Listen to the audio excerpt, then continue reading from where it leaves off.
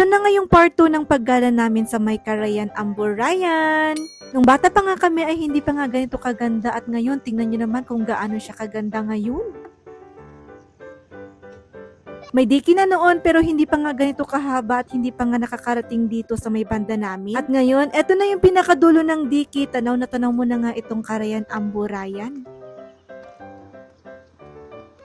At ito ang palaging nire-request ng bata kapag nga nagagawi kami dito, ang pumunta dito sa may ilog at maligo nga daw. At kapag nga nandito kami, ayan, hindi nagpapabuhat ang Arkidandan, ini-enjoy niya talaga itong mga bato. Malapit na nga rin ang tag-ulan, kaya ayan, hinahayaan na nga nila itong cottage nila dito. Pag summer, ayan, meron silang pasilong dito at pwedeng-pwede ka nga makisilong dyan kapag pupunta ka dito sa ilog na maliligo.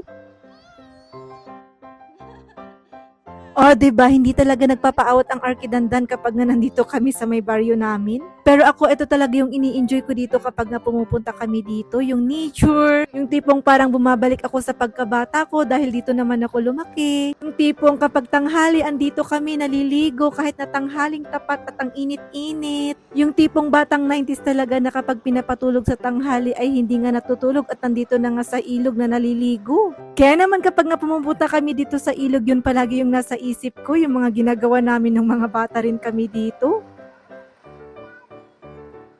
Sa ngayon ay ganito nga yung itsura ng ilog, pero nga kapag bumagyo ay mapapalitan din yung agos ng tubig. Every year palaging ganun yung nangyayari, syempre hindi naman natin may iwasan na may dumarating na bagyo. Minsan lumalayo itong ilog o kaya naman minsan lumalapit, ganon.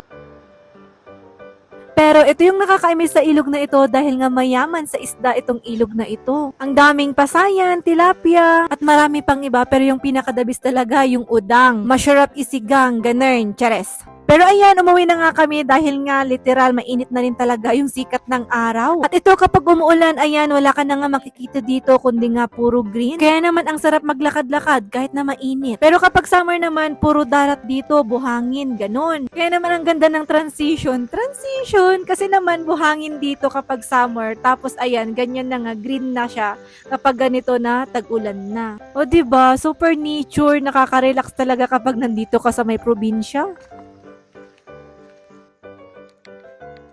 Nauna na nga ang tatlo, naiwan na nga ako dahil nga dadaan pa yung kapatid ko doon sa kanyang may kambing. Sa sobrang sikat ng araw, kailangan mo talagang isilong yung mga alaga mo dahil nga ewan ko na lang, baka ma-heat stroke din sila. At ganito nga yung farm nila dito, andito na lahat, meron silang kambing, dito rin yung manok ni tatay, dito rin yung alaga niyang kalabaw. At ayan na ang bata, excited na makita itong mga kambing ng kapatid ko. So yun lang mga mema ko. Thanks for watching. Thank you so much, Lord.